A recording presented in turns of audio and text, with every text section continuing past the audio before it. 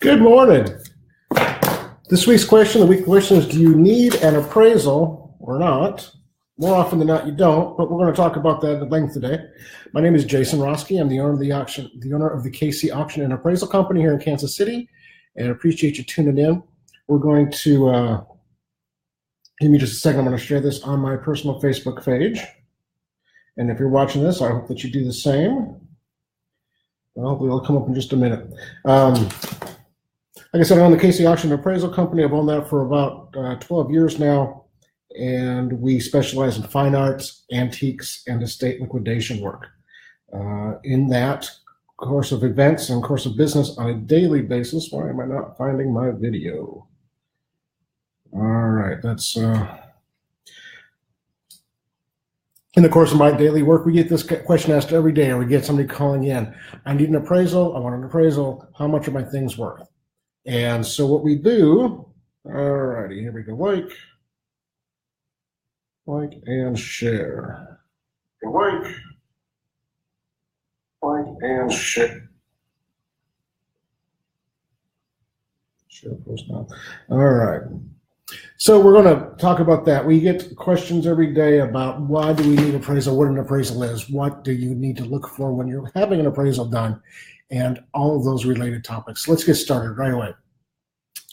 This question came up because just this week somebody on Facebook was saying that they need an appraisal to sell something, and they asked for an appraisal, and I said, what do you need an appraisal for? So we need to establish value so we can sell it. And the object that she has, or objects, it's kind of an archive, is a really obscure object. It's from the Civil War era. It's a small group of people that would be interested in it, and there's really nothing out there that has sold.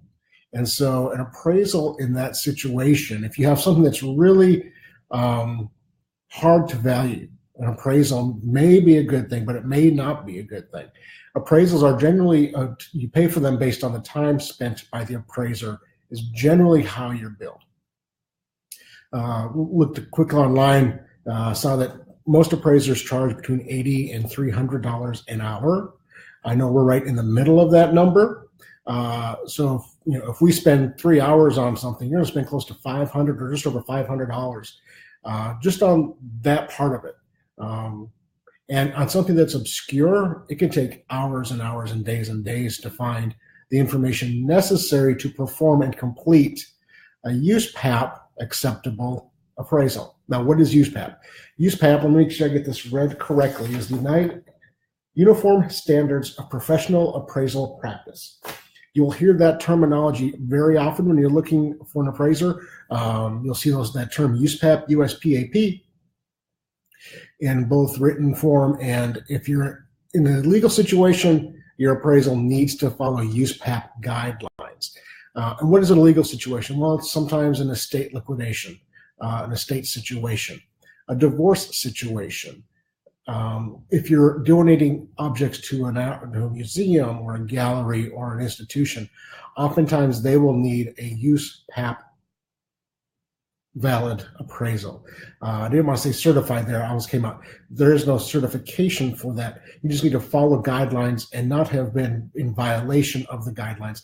There is a course you take to become USPAP certified, but there is no certifications for an appraisal per se.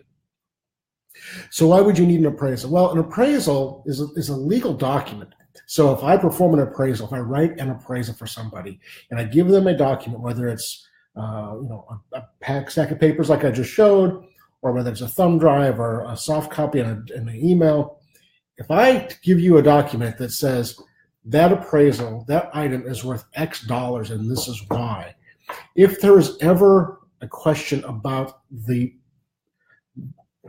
verification of that appraisal, about the basis of that appraisal, I need to be able to stand behind that and show my reasons why I gave it that appraisal. That's why they can cost so much money, because for me to put that on paper, I need to show sources. I need to have source material and documentation stating that is a Georgian piece of silver based on these 3, 4, 5 comparable sales of items like it. We know that it's going to be worth in this value range. So oftentimes when people are looking to get an appraisal done for an estate situation or for personal reasons. They're looking to get it done so they can figure out what it's worth. What can I sell it for? So that's a completely different question. That's a completely different conversation. That's a much cheaper conversation, generally speaking. So if you call myself or auctioneers, estate sale people around the country, hey Andy, thanks for joining. Stacy, thanks so much. Like the page, like the comment, like the video if you want to. Share it with your friends. But if you call anybody who's an appraiser, you can find us easily online. There's associations that most of us belong to. Anybody who's worth their salt anymore has a website. Most have a Facebook page. You can find appraisers anywhere in the world, really. So if you call them up and say, I have this old painting, I have this set of silver, I have this whatever it is, piece of furniture, I'd like to get it appraised. And they ask you questions, and most appraisers will. Why do you want that? And you say, well, I'm thinking about selling it. I don't need it anymore. It's taking up space in the living room. It's collecting dust in the basement. I just need to get rid of it. Well, an auction estimate, an evaluation is much more appropriate in that situation. The Antiques Roadshow has pioneered this. They don't give appraisals on air. They give evaluations. And a lot of people get the two confused. If an appraiser from the Antiques Roadshow gets called into court to back up a claim they made on air, they'll say, "Well, that was an evaluation, sir, given on ma'am or sir, given in a very short window of opportunity to do any research. I didn't do research. I didn't perform an executable appraisal." That valuation will not be legally binding. If an appraiser puts together a written appraisal that is legally binding, that will become something that has to be stood behind in any situation.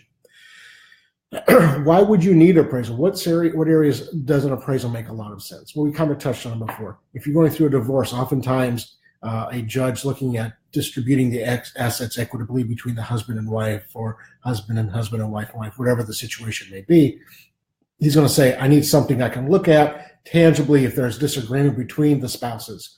If there's agreement between the spouses, oftentimes you don't need an appraisal. You just say, you're getting this, I'm getting that. But if there is a disagreement, then you need that certifiably executable appraisal that somebody has said, these are things are worth this and this and this because of these reasons. Another reasons, I'm on a board of an art museum, the Ashby Hodge Gallery of American Art in Fayette, Missouri, and we talk about donations regularly. People donate art to that museum. They donate art to all museums. But for them to accept it, it needs an appraisal for many reasons. One is there's a tax basis to be concerned about. Usually when somebody is donating an object, they're saying, I'm donating this piece and it's worth $500 or $5,000 or $50,000, whatever it may be. I get a tax credit or relief because of that. Also, from the museum's standpoint, they have to have insurance on those objects. So they need to have an idea. They need to know what those things are worth so that they can make the proper adjustments to their insurance claims. Not insurance claims, but their insurance paperwork.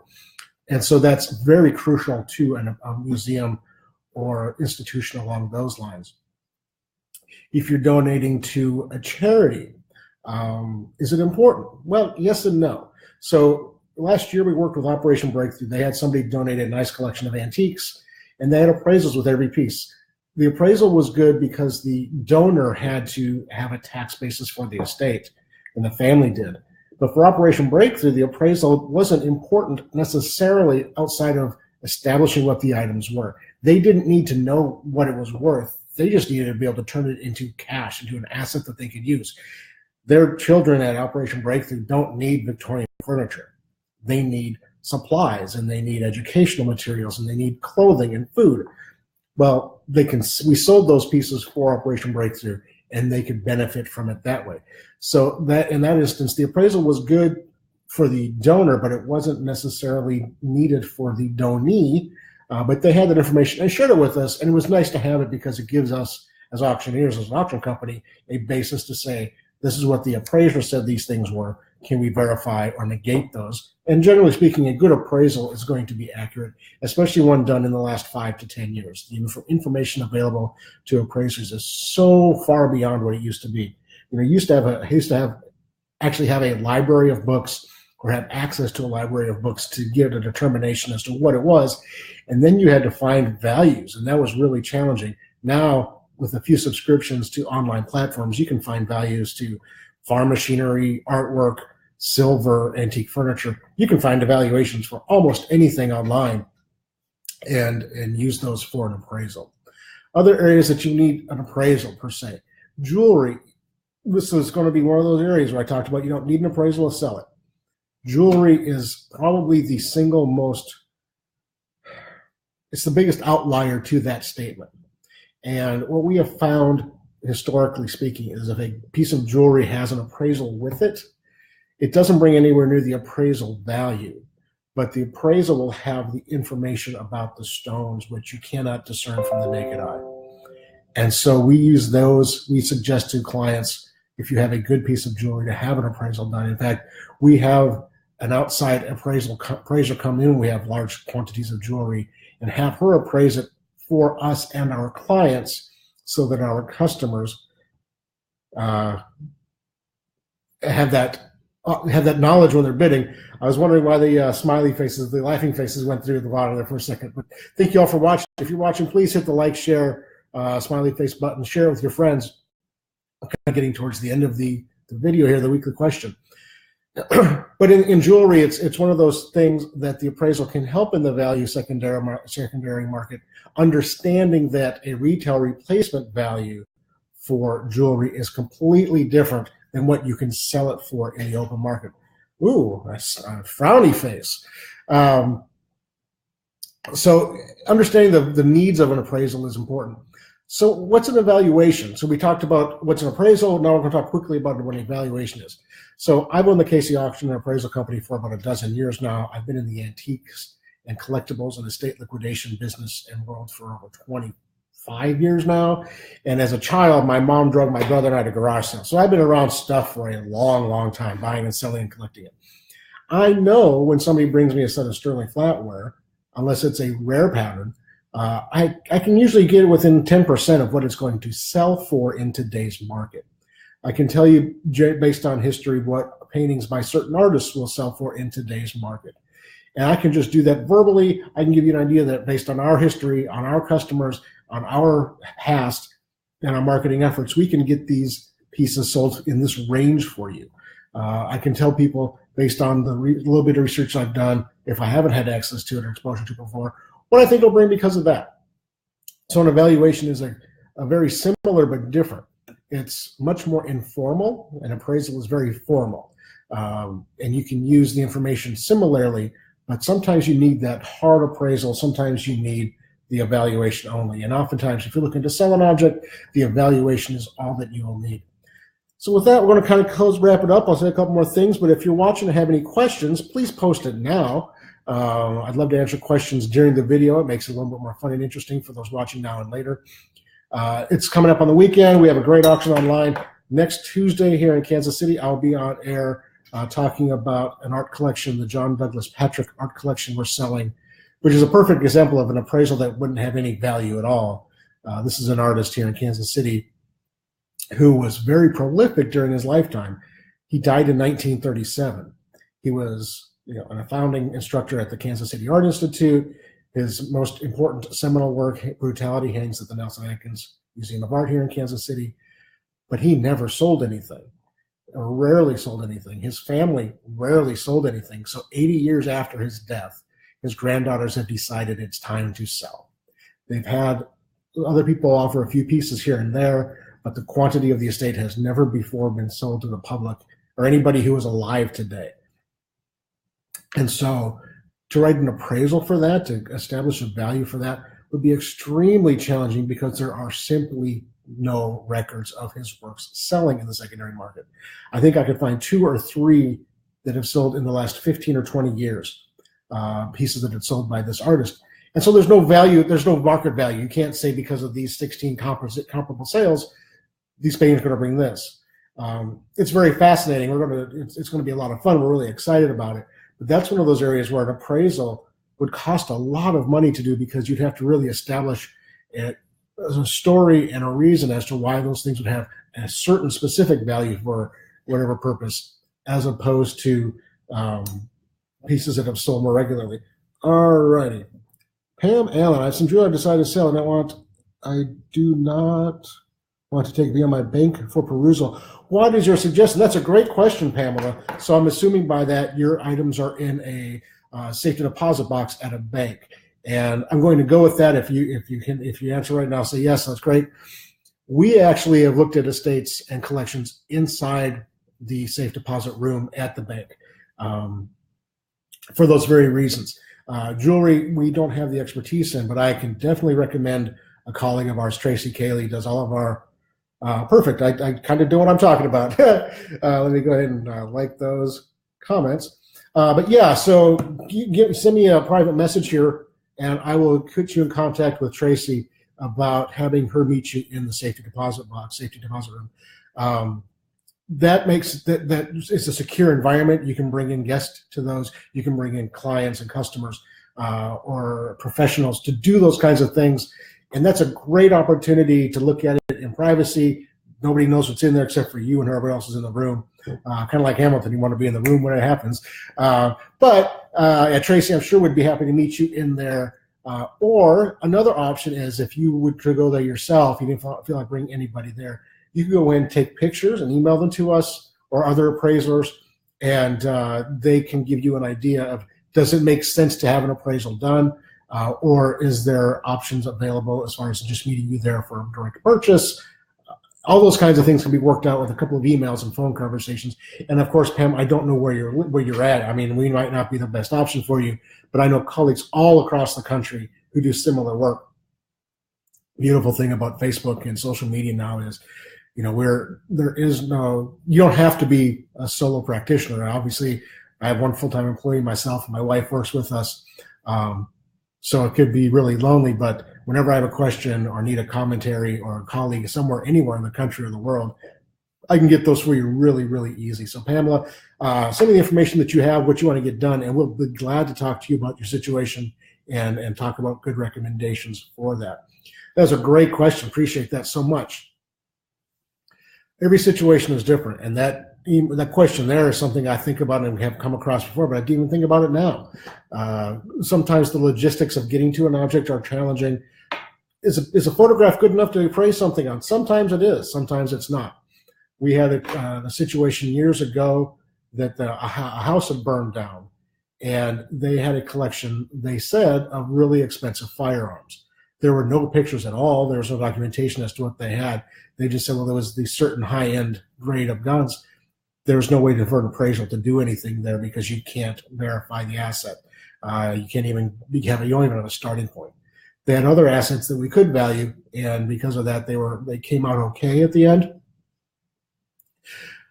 But the true reason to get an appraisal, if you're collecting especially, the appraisal I showed before was written in the 1970s, and it was from an estate they'd collected for a long time. And so they wanted to have a written document stating what they had in case of the worst case scenario. And worst case scenario is a couple of different things. Total catastrophic loss, whether that's fire, tornado, hurricane, whatever that may be, theft. They wanted that for those situations. And then an appraisal makes all of the sense in the world because you have an expert writing down and documenting what you have and giving a value based upon the time that they're doing it. And then even if an appraisal is 40 or 50 years old, if you can prove you have the object currently and something happened, then you can use that appraisal and take the information from that appraisal and work the numbers today on what that was. Having that foundational information available to somebody when it's needed is so crucial. And that might just be you walking around the house and taking pictures and descriptions and measurements of the things that you have, putting them on a hard drive, on a thumb drive, and putting them in a safety deposit box. If something happens, you can replicate an appraisal that way. It's not the best option available, but it can be done.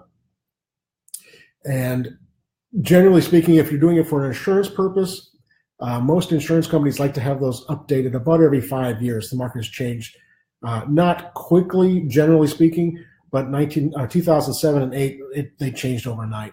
Historically speaking, most antiques and collectibles and artwork dropped 30 to 70% in about a year and a half when the housing market crashed. A lot of the prices have come back up, but there can be fluctuations, and there will be fluctuations. Tastes change, styles change. quantities of an asset can change. 2 months ago, there were no patchwork works on the market. Now there's going to be hundreds. That changes the value of some things. It might make it worth more. I think it will, because it can generate interest. Sometimes if there's a quantity, if somebody were to find, a 10,000 square foot warehouse full of jadeite glassware from the 1950s right now, it would probably depress value on jadeite. Now, I'm not saying that has happened, but those kinds of things do happen. If nobody else has any other questions, we'll go ahead and start to wrap it up here. Again, thank you all so much for watching. Hit the like, share, happy, smiley face, wow face button if you want to. Share with your friends. If you have friends, family, or colleagues who could benefit from this information, please let them know. These videos stay on our Facebook page. It takes a half hour to an hour for them to populate on our Facebook page. We have on our video pages, we have all of our weekly questions. I think we've done about 25 of them now, 20 or 25. And you can always direct people there. And if you have questions specifically, drop us a message here, send us a private message, an email, give us a call. All those options would work for you. kcauctioncompany.com is our website. 816-283-3633 is our direct line at the office. And info@kcauctioncompany.com is our email. So any of those things will work. I don't see any more questions. Thank you, Pamela, for asking. Andy, Stacy, and all the others who've watched here live on Friday afternoon. Appreciate you doing that. Otherwise, have a great weekend. Go have a lunch. Try and stay warm. I know we're cold here in Kansas City, but it's winter. We should expect that. Thank you all so much for watching, and have a wonderful day.